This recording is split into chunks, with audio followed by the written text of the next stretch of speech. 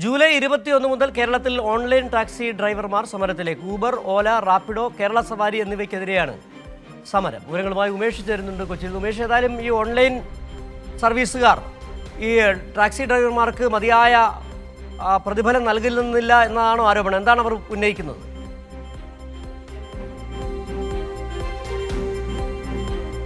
സിജു, അത് തന്നെയാണ് പ്രശ്നം. ഈ കേരളത്തിലുള്ള ഓൺലൈൻ ടാക്സി ഡ്രൈവർമാർ വലിയ പ്രതിസന്ധി നേരിടുന്നുണ്ട്. പ്രത്യേകിച്ച് ഈ വലിയ തരത്തിൽ ഇന്ധനവില വർധനവ്, ഇൻഷുറൻസ് വർധനവ് ഒക്കെയുള്ള അതിൻ്റെ അടിസ്ഥാനത്തിൽ ഇവർക്ക് വലിയ തരത്തിൽ നഷ്ടം സംഭവിക്കുന്നു എന്നാണ് ഈ ഓൺലൈൻ ടാക്സി ഡ്രൈവർമാർ ചൂണ്ടിക്കാണിക്കുന്നത്. ഈ സാഹചര്യത്തിലാണ് ഏതാണ്ട് 33ഓളം ഓൺലൈൻ ടാക്സി ഡ്രൈവർ സംഘടനകളും ട്രേഡ് യൂണിയനുകളും ഈ സമരത്തിൽ അണിനിരക്കുക എന്നുള്ളതാണ് ഇപ്പോൾ അവർ വാർത്താസമ്മേളനത്തിൽ, കൊച്ചിയിൽ നടത്തിയ വാർത്താസമ്മേളനത്തിൽ അറിയിച്ചിരിക്കുന്നത്. ഇവർ നിരവധി ആവശ്യങ്ങൾ മുന്നോട്ട് വയ്ക്കുന്നുണ്ട്.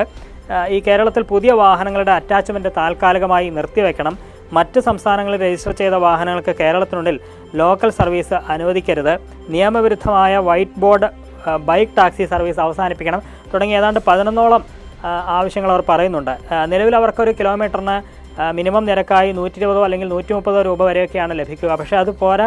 ഇപ്പോഴത്തെ സാഹചര്യത്തിൽ മിനിമം ചാർജ് 200 രൂപയെങ്കിലും അവർക്ക് ഒരു കിലോമീറ്ററിന് ലഭിക്കണം എന്നുള്ളതാണ് അവരുടെ ആവശ്യം. അതിൽ തന്നെ വിവിധ വിഭാഗങ്ങളിലായി ഇപ്പോൾ സെഡാൻ വിഭാഗം, ഹാച്ച് ബാക്ക്, അങ്ങനെ വിവിധ വിഭാഗങ്ങളുണ്ട്. ആ വിഭാഗങ്ങൾക്കനുസരിച്ച് ഈ തുക വർദ്ധിപ്പിക്കണം അടക്കം നിരവധി ആവശ്യങ്ങൾ അവർ മുന്നോട്ട് വയ്ക്കുന്നുണ്ട്. ഈ ആവശ്യങ്ങൾ ചൂണ്ടിക്കാട്ടി അവർക്ക് ഈ കമ്പനിക്ക് അവർ നിവേദനം ഇതിനകം തന്നെ സമർപ്പിച്ചിട്ടുണ്ട് എന്നവർ ഈ വാർത്താ സമ്മേളനത്തിൽ അവർ ചൂണ്ടിക്കാണിക്കുന്നുണ്ട്. ഈ സാഹചര്യത്തിലാണ് ഈ 21-ാം തീയതി മുതൽ മുഴുവൻ സർവീസും, അതായത് ഊബർ, ഓല അടക്കം മുഴുവൻ ഓൺലൈൻ ടാക്സി, വിവിധ കമ്പനികളുടെ ഓൺലൈൻ ടാക്സി സർവീസുകൾ പൂർണ്ണമായും നിർത്തിവെച്ച് ഒരു സമരത്തിലേക്ക് പോവുകയാണ് എന്നാണ് ഡ്രൈവർമാർ അറിയിച്ചിരിക്കുന്നത്.